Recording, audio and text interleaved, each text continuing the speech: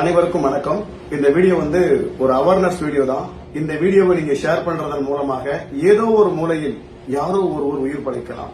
இன்னைக்கு நம்ம எங்க நிக்கிறோம்னு கேட்டீங்கன்னா, சித்த மருத்துவத்தின் மூலமாக கேன்சரை குணப்படுத்தக்கூடிய வைத்திய நாராயண மூர்த்தி அவங்களுடைய சித்த மருத்துவ வைத்தியசாலையில நிக்கிறோம். பல பேருடைய எண்ணம் கேன்சர் வந்துட்டு அதை குணப்படுத்த முடியாது, இதோட அவங்க ஆயுள் காலம் முடிஞ்சு போச்சு அப்படின்னு இருக்காங்க. அது தவறு. இன்னும் சிலர் சொல்றாங்க கேன்சருக்கு மருந்தே கண்டுபிடிக்கல அப்படின்னு சொல்றாங்க. அதுவும் தவறு. கேன்சருக்கு அது எந்த மாதிரி கேன்சரா இருந்தாலும் சரியான இடங்களில் சரியான மருந்தை எடுத்தோம்னா அந்த நோயையும் குணப்படுத்தலாம் அப்படின்றதுக்கு வைத்திய நாராயண மூர்த்தி அவங்க நடத்துற அந்த வைத்தியசாலை ஒரு எடுத்துக்காட்டு. இங்க மருந்து சாப்பிட்ட பல லட்சம் பேருக்கு அது குணமாயிருக்கு. இன்னைக்கு பல பேர் நம்ம கிட்ட பேசினாங்க. அவங்களே சொன்னாங்க, எனக்கு ஸ்டேஜ் 4ல இருந்துச்சு, எனக்கு சரியாயிடுச்சு அப்படின்னாங்க. இந்த மாதிரி பல பேருக்கு இந்த வியாதி வந்த உடனே உடஞ்சு போய் வீட்டுல உட்காராம இதுக்கான ட்ரீட்மெண்ட் எங்கேயும் கிடைக்காது அப்படின்னு இங்கிலீஷ் மெடிசன் மட்டுமே நாடாம இதுபோல் இருக்கக்கூடிய சித்த மருத்துவத்தை நீங்க நாடினீங்க அப்படின்னா கண்டிப்பா அந்த வியாதி குணமாயிடும். உடனே குணமாகட்டலும் ஒரு 6 மாசம் டைமிங்ல அது குணமாயிடும். அதனால யாருமே மனசு உடைஞ்சிடாதீங்க. கேன்சருக்கு மருந்து இல்ல அப்படின்னு நினைக்காதீங்க. கேன்சருக்கு சரியான மருந்து கண்டுபிடிச்சிட்டாங்க. நீங்க சரியான இடத்தை தேடி வரணும்.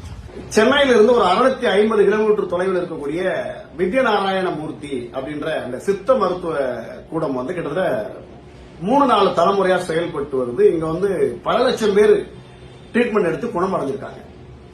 பல மருத்துவர்களால் கைவிடப்பட்டவர்கள். உங்களுக்கு இனிமே எங்களால வைத்தியம் பார்க்க முடியாது, உங்களுக்கு கேன்சர் முத்தி போச்சு, இந்த வீட்டுல கொண்டு போய் வச்சு எப்படியா காப்பாத்திங்க, அவ்வளவுதான், இனிமே ஒன்னும் பண்ண முடியாது அப்படின்னு பல மருத்துவர்களால் கைவிடப்பட்ட நோயாளிகளை கூட காப்பாற்றிய பெருமை இந்த வைத்திய நாராயண மூர்த்தி அப்படின்ற சித்த வைத்தியசாலையை சாரும். உண்மையை அலசி ஆராய்ஞ்சுதான் நம்ம ஒரு விஷயத்தை வெளியே சொல்லுவோம்.